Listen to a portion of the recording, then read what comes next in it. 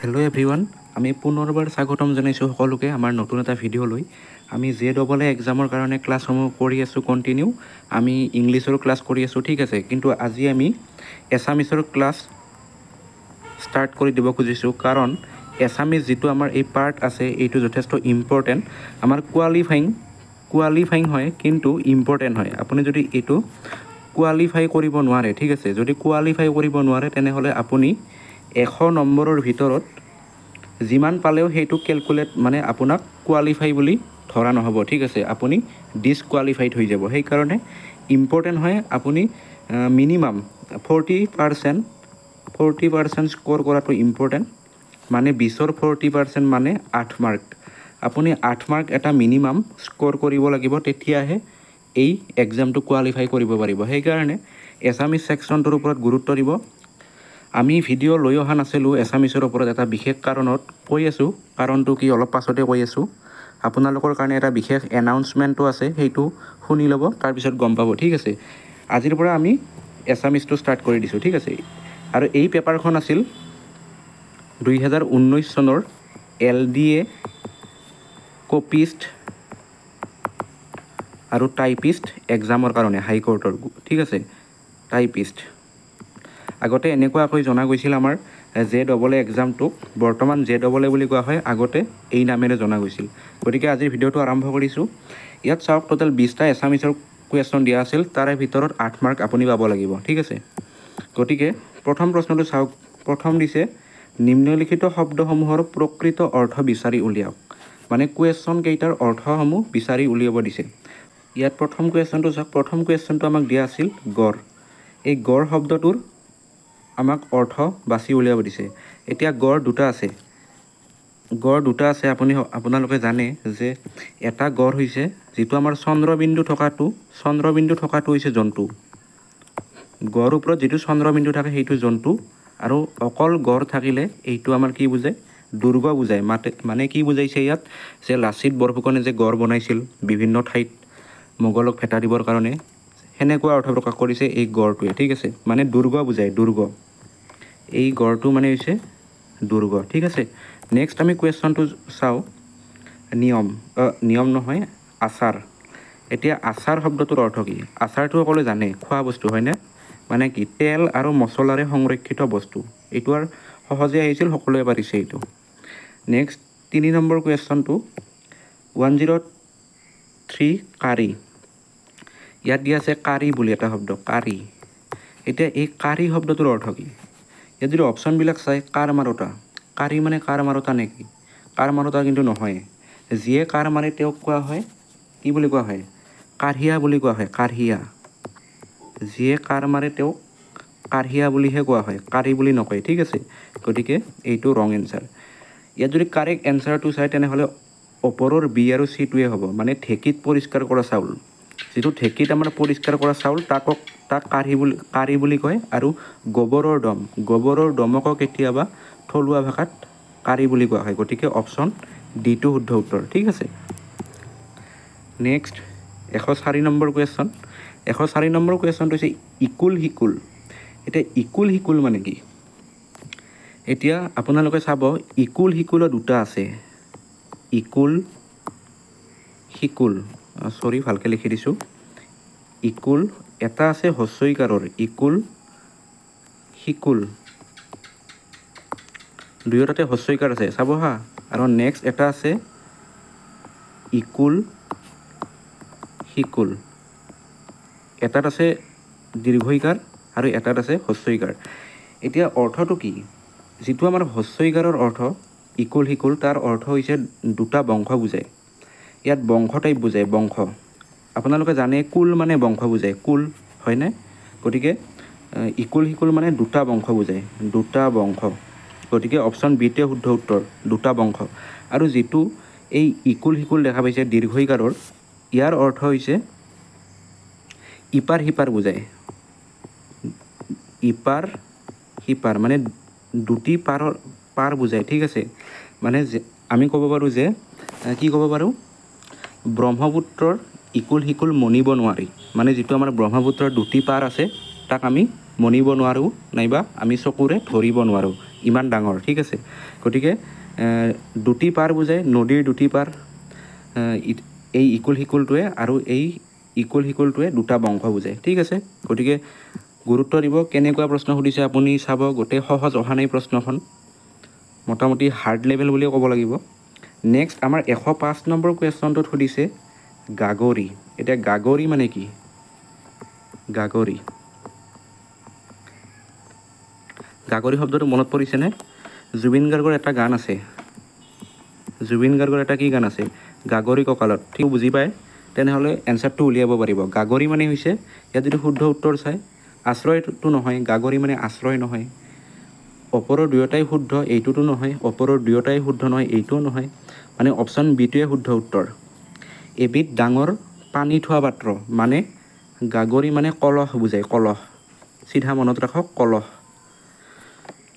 এবিধ ডাঙৰ পানী থোৱা পাত্ৰ নাইবা কলহ বুজায়। ঠিক আছে, দুয়োটা একে বুজায়।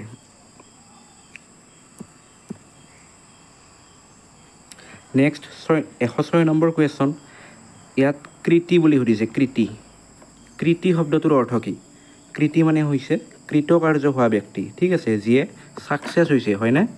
যিয়ে ছাকচেছ হৈছে তেওঁক কৃতি বুলি কোৱা হয়, কৃতি ছাত্ৰ বুলি কোৱা হয়। ঠিক আছে, গতিকে আমাৰ অপশ্যন এটোৱে শুদ্ধ উত্তৰ।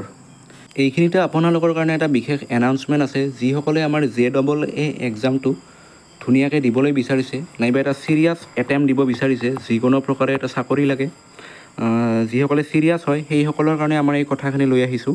আমাৰ যিটো এছামিজ পাৰ্ট আছে, সেই এছামিজ পাৰ্টটো আমাৰ যথেষ্ট ইম্পৰ্টেণ্ট হয়। 20ৰ ভিতৰত যদি 8 মাৰ্ক এটা স্ক'ৰ কৰিব নোৱাৰে তেনেহ'লে গোটেই পৰীক্ষাটোৱে ডিছকুৱালিফাই হৈ যাব। ঠিক আছে, গতিকে ইম্পৰ্টেণ্ট দিব। আৰু প্ৰশ্নবিলাক যদি চায় তেনেহ'লে গোটেই সহজ নাহে, মানে ইমানো সহজ নাহে যে নপঢ়িলে আপুনি এছামিজ পাৰ্টটো পাছ কৰি যাব। গতিকে গুৰুত্ব সহকাৰে ল'ব কথাখিনি।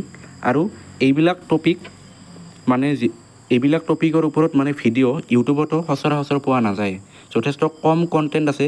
সেই কথা আমি আগত ৰাখি এই পৰীক্ষাটোৰ কাৰণে এটা কোৰ্চ লঞ্চ কৰা হৈছে এছামিজ পাৰ্টটোৰ। ঠিক আছে, ইয়াত মানে এছামিজ পাৰ্টটোৰ যিবিলাক টপিক আছে নাইবা যিখিনি চিলেবাছ আছে সেইখিনি গোটেই কমপ্লিট কৰাই দিয়া হ'ব এই বিশেষ কোৰ্চটোত। ফকৰা যোজনা থাকিব, জতুৱা ঠাঁচ, সমাৰ্থক শব্দ, বিপৰীত শব্দ, পুংলিংগ, স্ত্ৰীলিংগ, এটা শব্দত প্ৰকাশ কৰা শব্দৰ অৰ্থ থাকিব, শুদ্ধ বানান, যুক্তাক্ষৰ, খালী ঠাই পূৰ কৰা, অসমীয়া ব্যাকৰণ। মানে অসমীয়া পাৰ্টটোত যিখিনি টপিক লাগে গোটেই কৰি দিয়া হ'ব। ঠিক আছে, আৰু ইয়াৰ কাৰণে আপুনি কেনেকৈ এই কোৰ্চটো ল'ব পাৰিব সেইটো কৈ আছোঁ। তাৰ আগতে কেনেকুৱা ফৰ্মেটত এই কোৰ্চটো শিকোৱা হ'ব সেই বিষয়ে কৈ দিছোঁ। ইয়াত PDF থাকিব, ই-বুক থাকিব, আনলিষ্টেড ইউটিউব ভিডিঅ' লেকচাৰ। মানে আমি কি কৰিম, মানে ইউটিউবত ভিডিঅ'বিলাক আনলিষ্টেড ফৰ্মেটত আপলোড কৰিম আৰু সেই ভিডিঅ'টো আপোনালোকৰ সৈতে শ্বেয়াৰ কৰিম। ঠিক আছে, এটা বিশেষ হোৱাটছএপ গ্ৰুপ খোলা হ'ব, তাত আপোনালোকক এড কৰি দিয়া হ'ব। আৰু সেই হোৱাটছএপ গ্ৰুপটোত আমাৰ এই আনলিষ্টেড ইউটিউবৰ ভিডিঅ'ৰ লিংকবিলাক দি থকা হ'ব ষ্টেপ বাই ষ্টেপ চিৰিয়েলি। আৰু পৰীক্ষাৰ আগলৈকে গোটেই যিখিনি মানে চিলেবাছ আছে গোটেইখিনি শেষ কৰি দিয়া হ'ব। আৰু শেষত ডাউট ক্লিয়াৰেঞ্চ গাইডো আছে। যদি কোনো কাৰোবাৰ ডাউট থাকে যে এইটো বুজি পোৱা নাই, তেনেহ'লে হোৱাটছএপত পঠাই দিব, আমি সেই বিষয়েও আলোচনা কৰিম। আৰু যদি যিসকলে ল'ব বিচাৰিছে তেওঁলোকৰ কাৰণে কৈ দিওঁ, আপোনালোকে 9707864943 এই নাম্বাৰটোত হোৱাটছএপ কৰিব। বাকী তাৰপিছত মই যি কৰিব লাগে কৈ দিম। ঠিক আছে, যিটো আমাৰ হোৱাটছএপ নাম্বাৰ আছে, আৰু এবাৰ কৈ দিছোঁ, 9707864943 এই নাম্বাৰটোত হোৱাটছএপ কৰিব। আমি কেনেকৈ কোৰ্চটো পাৰ্চু কৰিব লাগে সেই বিষয়ে কৈ দিম। ঠিক আছে, এতিয়া আমি কুৱেশ্যন পেপাৰখনলৈ আগবাঢ়িছোঁ। আমি 106 নম্বৰ কুৱেশ্যনলৈকে ডিছকাছ কৰিলোঁ। এইবাৰ 107 নম্বৰ কুৱেশ্যন। ইয়াত সুধিছে ফকৰা যোজনা। 107 নম্বৰ কুৱেশ্যনৰ পৰা ফকৰা যোজনা আছে। আৰু এই ফকৰা যোজনা মই কিছুমান পৰীক্ষাত দেখিছোঁ, গুৱাহাটী হাইকোৰ্টৰ 4টাৰ পৰা 5টা কুৱেশ্যনলৈকে অকল ফকৰা যোজনাকে সোধে। ঠিক আছে, ইয়াত 107 নম্বৰ কুৱেশ্যনটো হৈছে হস্তিৰ পিছলে পাওঁ, সজ্জনৰ বুৰে নাও। এইটো যথেষ্ট ইম্পৰ্টেণ্ট হয়। মানে হাতীৰো মানে ভৰি পিছলি যায় আৰু সজ্জনৰো বুৰে ন, মানে এই ফকৰা যোজনাটোত কি কোৱা হৈছে? অপশ্যন বিটোৱে শুদ্ধ উত্তৰ হ'ব। মানুহ যিমানেই জ্ঞানী নহওক ভুলৰ হাত এৰিব নোৱাৰে। মানে এই ফকৰা যোজনাটোৰ দ্বাৰা ইয়াকেই বুজোৱা হৈছে যে মানুহ যিমানেই জনা নহওক, জ্ঞানী নহওক, বিজ্ঞ নহওক, তেওঁৰো ভুল হয়। ঠিক আছে, মানে কি হাতী এটা ইমান ডাঙৰ জন্তু, তথাপিও সেই জন্তুটোৰো ভৰি পিছলি যায়, মানে ভুল হয়, সেইটোকে কোৱা হৈছে। নেক্সট 108 নম্বৰ কুৱেশ্যন, টেঙা আম এবাৰহে বেচিব পাৰি। এই ফকৰা যোজনাটোৰ অৰ্থ কি? ইয়াত যদি চাই তেনেহ'লে শুদ্ধ অপশ্যনটো হ'ব, প্ৰথমে বুজি নাপালেও মিছলীয়া লোকৰ কথা সকলোৱে বুজি পায়। এই চিটো কিন্তু নহ'ব। ইয়াত কি দিছে? এবাৰ টেঙা আম বেচিলে আকৌ কোনেও সেই আম বজাৰৰ পৰা নিকিনে। এইটোতো আক্ষৰিক অৰ্থটোৱে হ'ল, সেইটো সকলোৱে জানে, কিন্তু তাৰ মানে লুকাই থকা অৰ্থটো কি? লুকাই থকা অৰ্থটো এইটোৱে হ'ব কাৰেক্ট এনচাৰ। প্ৰথমে বুজি নাপালেও মিছলীয়া লোকৰ কথা সকলোৱে বুজি পায়। ইয়াত ব্যৱসায়ৰ কথা কোৱা হোৱা নাই, যদিও এইটো ব্যৱসায়ৰ লগত লিংক থকা যেন লাগে, তথাপিও এইটো নহয়। নেক্সট 109 নম্বৰ কুৱেশ্যন, চোৰ গ'লে বুদ্ধি, বৰষুণ গ'লে জাপি। এতিয়া চোৰ গ'লে বুদ্ধি, বৰষুণ গ'লে জাপি, এই ফকৰা যোজনাটোৰ অৰ্থ কি? ইয়াৰ অৰ্থ হৈছে মানে কি সময়ৰ কাম সময়ত নকৰি পিছত তাৰ বাবে অনুতাপ কৰাৰ পৰা একো ফল নহয়। মানে চোৰ গ'লে বুদ্ধি, বৰষুণ গ'লে জাপি, মানে ইয়াৰ দ্বাৰা ইয়াকে কোৱা হৈছে মানে ভুল এটা হৈ যোৱাৰ পিছত তাৰপিছত বুদ্ধি ওলালে আৰু একো লাভ নাই। কিবা এটা ডাঙৰ ভুল হৈ গ'ল, নাইবা কিবা এটা আপোনাৰ ক্ষতি হৈ গ'ল, মানে পিছত বুদ্ধিটো ওলাইছে, তেনেহ'লে কি হ'ব? একো লাভ নাই। সেনেকুৱা অৰ্থ প্ৰকাশ কৰিছে এই ফকৰা যোজনাটোৱে। নেক্সট 110 নম্বৰ কুৱেশ্যন, অকাল কুষ্মাণ্ড। গতিকে ইয়াৰ অৰ্থ হৈছে অকালত হোৱা কোমোৰা। যিটো আমাৰ কোমোৰা অফ ছিজনত লাগে, নাইবা ছিজনলেছ এটা কোমোৰা, মানে অফ ছিজনত কোমোৰা লগাটোক আমাৰ অকাল কুষ্মাণ্ড বুলি কোৱা হয়, কুষ্মাণ্ড। ঠিক আছে, চাওক ইয়াত টোটেল 3টা ফকৰা যোজনা দিছিল, গতিকে 4ৰ পৰা 5টামান আপুনি ধৰি থওক ফকৰা যোজনা পাব। যিটো আমাৰ কোৰ্চ আছে তাতেও যথেষ্ট ইম্পৰ্টেণ্ট ফকৰা যোজনাসমূহ এড কৰিছোঁ। সেই কোৰ্চটো যিসকলে ল'ব তেওঁলোকে এটা ভাল বেনিফিট লাভ কৰিব পাৰিব। ঠিক আছে, মই এটা চেম্পুল দেখাই দিছোঁ কেনেকুৱাকৈ আমাৰ কোৰ্চটো ডিজাইন কৰা হৈছে। ঠিক আছে, চাওক আমাৰ কোৰ্চটোত এনেকৈ ডিজাইন কৰা হৈছে যে আমাৰ ফকৰা যোজনা, এই আমাৰ চেম্পুলটো দেখাই দিছোঁ আপোনালোকক। মানে ইয়াত চাওক, অ স্বৰবৰ্ণৰ প্ৰথম আখৰ অ, এই মানে আখৰটোৰে যিবিলাক ফকৰা যোজনা হয় সেইবিলাক চব এড কৰা হৈছে। মানে কি অলপ অৰ্জন বিস্তৰ ভোজন, অল্প কথা জ্ঞানীৰ লক্ষণ। ঠিক আছে, অল্প বিদ্যা ভয়ংকৰী, তাৰপিছত এনেকৈ তাৰমানে যিমান অৰ আছে প্ৰথমতে আমাৰ অবিলাক দিয়া হৈছে। অহলাগি আউনি পাণ, খালেও নধৰে ৰাং। গতিকে এনেকুৱা অচিনাই চিনা, চিনা নহ'লে সুহিত বান্ধৱ। গতিকে আপোনালোকে যদি এই বস্তুবিলাক আমি বুজাম কোৰ্চটোত, যদি আপুনি 2-3বাৰ 4বাৰ ভালকৈ পঢ়িও দিয়ে তেনেহ'লে ধুনীয়াকৈ মনত ৰৈ যাব। এনেকৈ ডিজাইন কৰা হৈছে আমাৰ কোৰ্চটো। ইয়াত চাই ল'ব পাৰে। নেক্সট দিয়া হৈছে আটো, স্বৰবৰ্ণৰ দ্বিতীয় আখৰ ধৰিব পাৰিছে। ইয়াত আগফালে মাৰদাং, পাছফালে ধোৱাং বাং। গতিকে এনেকুৱা। নেক্সট আগৰ হাল যেনি যায় পিছৰ হালো তেনি যায়। চাওক ইয়াত আবিলাকৰে দিয়া হৈছে। আগতে আছিল দোৱানী গাই, গোৱালে বুলিছিল আই, এতিয়া হ'লো নেজ গোৱাৰীয়াৰ জাকত নিদিয়ে ঠাই। গতিকে এনেকুৱা। তাৰপিছত হস্ৰই যিটো আমাৰ আখৰ আছে সেইবিলাকৰ দিয়া হৈছে হস্ৰইৰ। চাওক যিবিলাক ইম্পৰ্টেণ্ট সেইবিলাক মই আৰু বুজাম। এই হস্ৰই দিয়া হৈছে। ঠিক আছে, স্বৰবৰ্ণ তৃতীয় আখৰ এনেকৈ দীৰ্ঘই, হস্ৰৌ দীৰ্ঘৌ ৰি, ক খ গ ঘ, মানে এটা চিনক্ৰনাইজড ৱেত আমাৰ এই কোৰ্চটো ডিজাইন কৰা হৈছে। যিসকলে ল'ব প্ৰত্যেকটো টপিক আমি চিনক্ৰনাইজড ৱেত বুজাম। ঠিক আছে, নেক্সট এতিয়া আকৌ আমি প্ৰশ্নখনলৈ আগবাঢ়িছোঁ। গতিকে যিসকলে কোৰ্চটো ল'ব তেওঁলোকে আমাৰ হোৱাটছএপ নাম্বাৰটোত যোগাযোগ কৰিব 9707864943 আৰু 149 ৰুপিজ এটা পে' কৰিব লাগিব এই কোৰ্চটোৰ কাৰণে। ঠিক আছে, গতিকে 111 নম্বৰ কুৱেশ্যন, চশমা এবিধ ডেছ ভাষাৰ শব্দ। দেখিছে কেনেকুৱা প্ৰশ্ন সুধিছে? চশমা এবিধ কোনটো ভাষাৰ শব্দ? ইয়াত যদি চাই শুদ্ধ উত্তৰ হ'ব ওপৰৰ এটাও নহয়, আৰবী ভাষাৰো নহয়, ফাৰ্চী ভাষাৰো নহয়, ফৰাচী ভাষাৰো নহয়। এই চশমা যিটো আমাৰ শব্দ আছে এইটো এটা লেটিন ভাষাৰ শব্দ। চশমাৰ ইংৰাজী কি? স্পেক্টাকল। গতিকে এই স্পেক্টাকল শব্দটো চশমা মানে লেটিন ভাষাৰহে শব্দ। গতিকে শুদ্ধ উত্তৰ ডিটোৱে হ'ব, ওপৰৰ এটাও নহয়। নেক্সট 112 নম্বৰ কুৱেশ্যনটো, বুটাম এবিধ ডেছ ভাষাৰ শব্দ। যিটো আমাৰ বুটাম, চলাত লগোৱা যিটো বুটাম, সেইটো কোনটো ভাষাৰ শব্দ? ইয়াত যদি শুদ্ধ উত্তৰ চাই ফৰাচী, মানে বুটাম শব্দটো ফৰাচী ভাষাৰ পৰা উৎপত্তি হৈছে। বিস্কুট এবিধ ডেছ ভাষাৰ শব্দ। বিস্কুটটো কোনটো ভাষাৰ পৰা উৎপত্তি হৈছে? সেইটোও ফৰাচী ভাষাৰ। যিটো বিস্কুট শব্দ সেইটো ফৰাচী ভাষাৰ এটা শব্দ। নেক্সট 114 নম্বৰ কুৱেশ্যন, প্ৰধান শব্দৰ স্ত্ৰীলিংগ হ'ল। এতিয়া পুংলিংগ মানে কি? মেল বুজায়, হয়নে? আৰু স্ত্ৰীলিংগ, যিটো স্ত্ৰীলিংগ আছে সেইটো ফিমেল বুজায়, ফিমেল। গতিকে পুংলিংগ আৰু স্ত্ৰীলিংগ মানে এইটো টপিকৰ পৰা কুৱেশ্যন সোধা দেখা যায়। গতিকে প্ৰধান শব্দৰ স্ত্ৰীলিংগ হ'ব প্ৰধানী। আমাৰ কোৰ্চটোত এইবিলাক চব শিকোৱা হ'ব, লিষ্ট দিয়া হ'ব, আপোনালোকক পঢ়ি ল'ব পাৰিব। নেক্সট বন্দা শব্দৰ স্ত্ৰীলিংগ। বন্দা শব্দৰ স্ত্ৰীলিংগ কি? যাই। বন্দা মানে হৈছে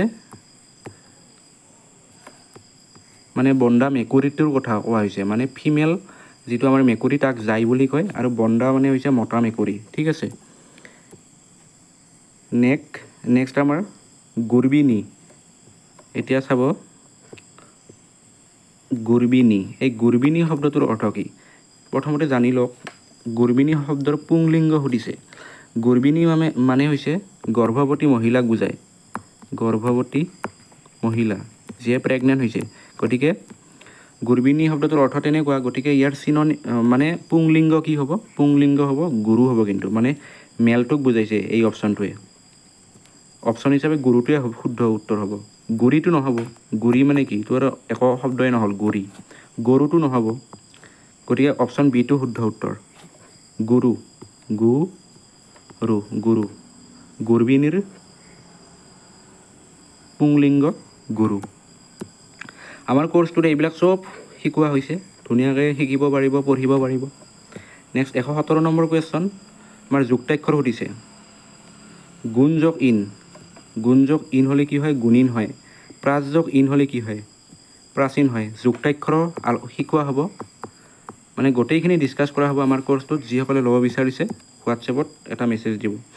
নেক্সট 119 নম্বৰ কুৱেশ্যন, বহুমুনিক এটা শব্দত বুজোৱা শব্দটো হ'ল বহুমুনি, মানে বহু ঋষি সাধু ব্যক্তি, তাৰ এটা গ্ৰুপক কি বুলি কোৱা হয়?